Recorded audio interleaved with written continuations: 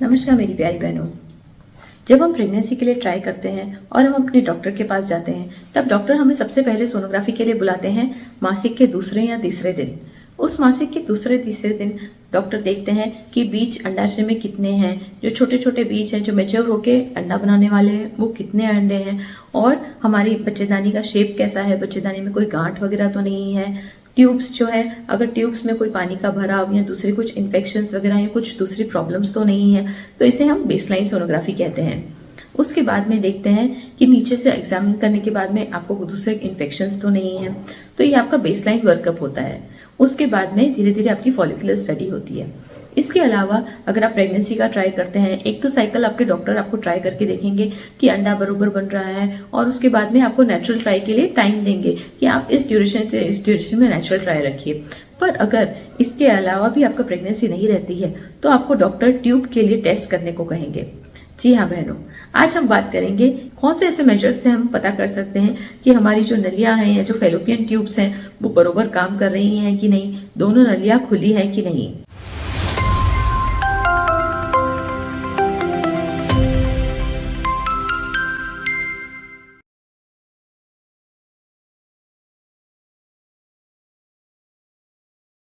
नमस्कार बहनों, मैं डॉक्टर दिव्या टिकानी, सीनियर कंसल्टेंट और लेप्रोस्कोपिक सर्जन। आज हम इस वीडियो में बात करेंगे कि हमारे फैलोपियन ट्यूब्स अच्छे से काम कर रहे हैं कि नहीं, दोनों फैलोपियन ट्यूब्स खुले हैं कि नहीं। फैलोपियन ट्यूब्स के बारे में जानना क्यों जरूरी होता है? क्योंकि यही वो जगह होती है जहां से बच्चेदानी से स्पर्म ऊपर आकर अंडे से मिलता है और फर्टिलाइजेशन हमारा फैलोपियन ट्यूब्स में ही होता है। फैलोपियन ट्यूब्स में ही या नलियों में ही जो स्पर्म और अंडे का मेल होने के बाद में जो भ्रूण बनता है, वो भ्रूण फैलोपियन ट्यूब से ही धीरे धीरे उतर के बच्चेदानी में जाता है, और फिर बच्चेदानी में इसका इम्प्लांटेशन होता है, या फिर जो बच्चेदानी के अंदर की खाल होती है इसमें वो चिपक जाता है। तो फैलोपियन ट्यूब ही सबसे ज्यादा इंपॉर्टेंट जगह है। अगर फैलोपियन ट्यूब बरोबर काम कर रही है तो ही स्पर्म और अंडे का मेल हो सकता है और तो ही वो भ्रूण बनता है। तो हमारी फैलोपियन ट्यूब्स बरोबर काम कर रही है कि नहीं, हम कैसे जान सकते हैं? इसके लिए हमारे पास दो मेन टेस्ट होते हैं बहनों। एक होता है HSG और दूसरा होता है डायग्नोस्टिक हिस्ट्रोलैप्रोस्कोपी। अब दोनों में फर्क क्या है? HSG जो होता है वो नॉन इन्वेजिव टेस्ट होता है। हमें उसमें कुछ भी अंदर से औजार डालने की जरूरत नहीं होती है, आपको बेहोशी देने की जरूरत नहीं होती है, और ये एक तरह का ऑपरेशन नहीं होता है। पर क्योंकि ये जागरूक अवस्था में किया जाता है इसलिए आपको इसमें थोड़ा सा पेन हो सकता है, इसमें आपको पेन की अनुभूति होती है। और HSG में एक और चीज है कि HSG में हम बच्चेदानी का अंदर का भाग ही दे सकते हैं और नलियों का भी अंदर का भाग ही दे सकते हैं कि नलियों में से डाई निकल के जा रही है कि नहीं, नलियां खुली है कि नहीं। अब इसके ऑपोजिट हम बात करते हैं डायग्नोस्टिक हिस्ट्रोलैब की। डायग्नोस्टिक हिस्ट्रोलैब या फिर जिसे हम सादी भाषा में कहते हैं दूरबीन का तपास। दूरबीन का तपास जिससे हम देख सकते हैं कि आपके पेट के अंदर दूरबीन डाल के देखा जाता है कि अंडाशय कैसा है, अंडाशय में कोई गांठें तो नहीं है, अंडाशय के ऊपर की परत कैसी है, एंडोमेट्रियोसिस तो नहीं है। अगर ट्यूब्स भी देखी जाती हैं तो ट्यूब्स में भी बाहर कोई मस्से तो नहीं है, टीबी के रोग के जो न्यूड्यूल्स होते हैं वो टीबी के रोग के नोड्यूल्स तो नहीं है, दूसरे इन्फेक्शन की रसोड़ियां या दूसरी प्रॉब्लम्स तो नहीं है। तो ये सब हम दूरबीन में आंख से हम देख सकते हैं कि इसमें कुछ प्रॉब्लम्स तो नहीं है।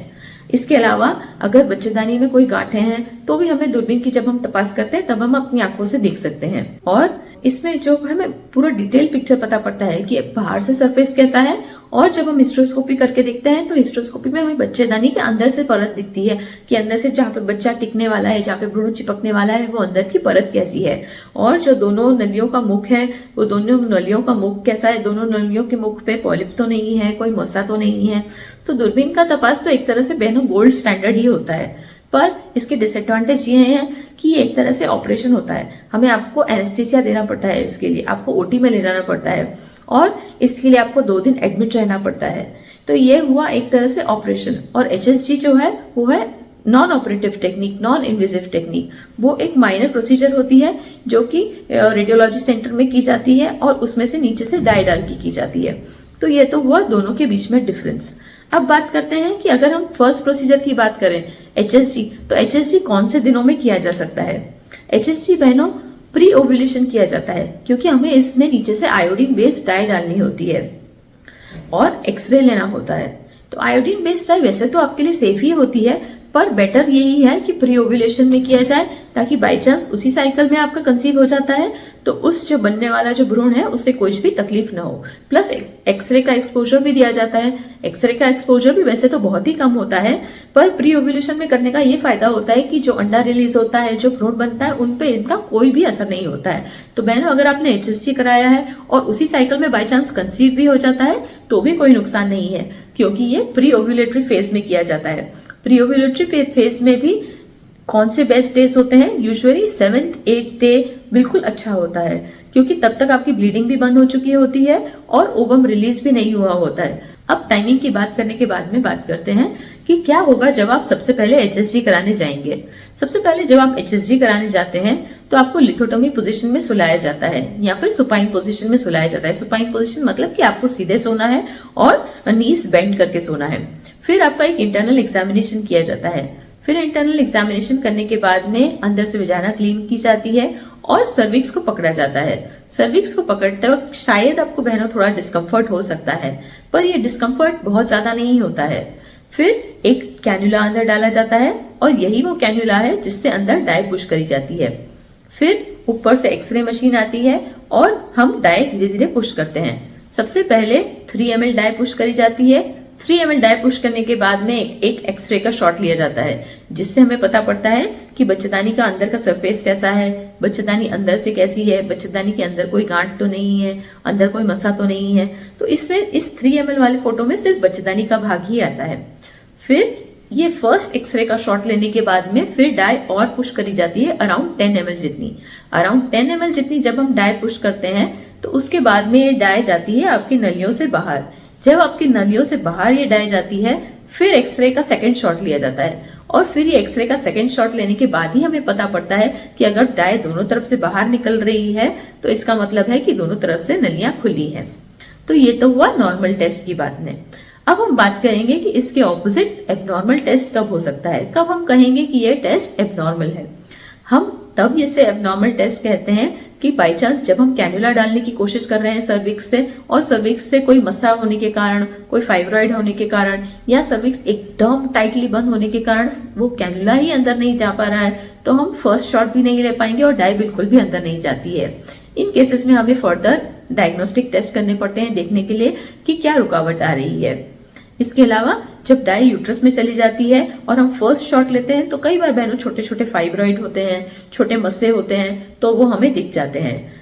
कुछ केसेस में ऐसा भी होता है कि जो यूट्रस का शेप होता है, बच्चेदानी का शेप होता है, वो बच्चेदानी का शेप ही नॉर्मल नहीं होता है, जिसे हम बाइकॉर्नियट यूट्रस, सेप्टेट यूट्रस, डायडल्फिस यूट्रस कहते हैं।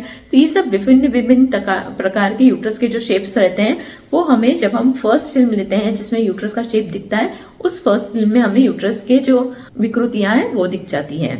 इसके अलावा जब हम सेकेंड शॉट लेते हैं तब हमें पता पड़ता है कि ट्यूब्स अंदर से खुली है कि नहीं। इसके विपरीत एबनॉर्मल फॉर्म की बात करें तो अगर एक तरफ से ट्यूब खुली नहीं है तो उस तरफ से डाई नहीं जाएगी।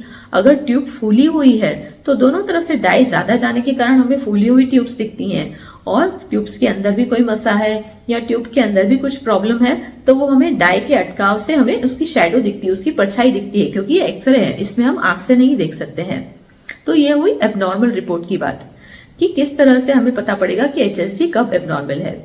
अब HSG कराने के बाद में क्या होगा, हम यूजुअली HSG से इतना डरते हैं, हमें यूजुअली HSG का इतना टेरर होता है बहनों, इतना हमें HSG से डर लगा हुआ रहता है कि हम जाएंगे, उसके बाद में जागती अवस्था में किया जाएगा तो मुझे कुछ होगा तो नहीं, मुझे पेन तो नहीं होगा। तो बहनों एक्चुअली पेन थोड़ा तो होता है, पर ये आप अगर पेन किलर टैबलेट उसके प्रोसीजर के पहले लेते हैं और प्रोसीजर के बाद में लेते हैं तो ये टॉलरेबल पेन होता है।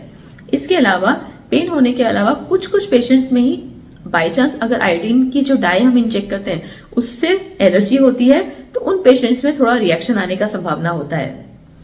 यूजुअली इससे इन दो चीजों के अलावा दूसरे कुछ भी प्रॉब्लम्स नहीं होते हैं। और एक माइनर रिस्क ये भी होता है कि अगर आपको पहले से व्हाइट डिस्चार्ज या पहले से ही वजाइनल इन्फेक्शंस बहुत ज्यादा हैं और उसके दौरान ही HSG का टेस्ट किया गया तो ये इन्फेक्शंस ऊपर तक जा सकते हैं, पेट तक फैल सकते हैं, जिसे हम पेल्विक इन्फ्लेमेटरी डिजीज कहते हैं। तो इसके प्रिकॉशन के लिए हर HSG करने वाली फीमेल को HSG करने के बाद में एंटीबायोटिक्स का कोर्स दिया जाता है और पेन किलर का कोर्स दिया जाता है। एज ए प्रोफाइलिक्स, एज ए रोकथाम, कि अगर आपको वेजाइनल इन्फेक्शन बाई चांस भी है तो वो वेजाइनल इन्फेक्शन पेट तक न जाए और पेल्विक इन्फ्लेमेटरी डिजीज न कराए।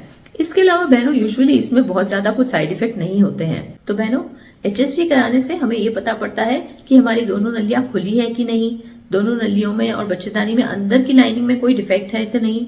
पर इसकी लिमिटेशन, जैसे कि हमने आपको पहले बताया, इसकी लिमिटेशन ये होती है कि ये सिर्फ अंदर की सतह ही देख पाती है और इसमें हम डायरेक्ट आंखों से नहीं देखते हैं, इसमें एक्सरे के थ्रू हम उसकी फोटो लेते हैं। जैसे हम पहले नहीं देखते थे बहनों कि कैमरा जब हम शूट करते थे और हमें फोटो के नेगेटिव्स मिलते थे, इसी तरह से हमें एक्सरे की फिल्म मिलती है, उस फिल्म से हम डायग्नोज करते हैं कि इसमें क्या प्रॉब्लम है। तो it is not as good as seeing through your direct आई।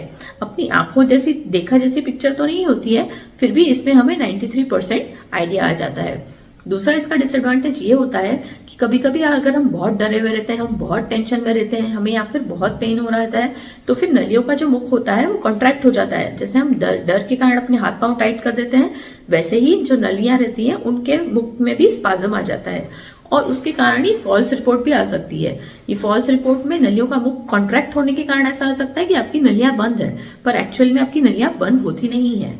तो आपको 90% इसमें पता पड़ जाता है कि नलियों की कंडीशन क्या है, पर दिस इज नॉट 100% श्योर। तो अगर आपके HSG में बाई चांस नलियां बंद आती हैं तो ये 100% गारंटी नहीं होती कि आपकी नलियां बंद ही हैं। आप इसको कंफर्म कराने के लिए डायग्नोस्टिक हिस्ट्रोलैब भी कर सकते हैं। डायग्नोस्टिक हिस्ट्रोलैब में क्योंकि बेहोशी की दवा दी हुई रहती है तो ऐसी स्पाज्म वाली तकलीफ नहीं होती है और उसमें हमें 100% पता पड़ जाता है कि ट्यूब्स की एक्चुअल कंडीशन क्या है। तो बहनों आज हमने देखा कि HSG टेस्ट हमारे लिए कितना यूजफुल होता है। HSG अब हम इस इंफॉर्मेशन के बाद में बिल्कुल बिना डरे करा सकते हैं। HSG कौन से डे ऑफ साइकिल में कराना चाहिए, HSG कराने के बाद में हमें क्या प्रिकॉशन लेना चाहिए। तो बहनों आज इस डिटेल इंफॉर्मेशन के बाद में उम्मीद करती हूँ आपके HSG से रिलेटेड जो मिसकंसेप्शंस होंगे, जो डाउट्स होंगे, जो भय होंगे, वो सारे दूर हो गए होंगे। और अगर आप बेबी के लिए प्लान कर रहे हैं तो बिंदास HSG कराइए। इसके अलावा भी आपके HSG से रिलेटेड अगर कुछ डाउट्स हैं तो प्लीज कमेंट बॉक्स में कमेंट करें। अगर आपको आज का वीडियो यूजफुल लगा हो तो प्लीज मेरे चैनल को लाइक, शेयर और सब्सक्राइब करें। Thank you. नमस्कार।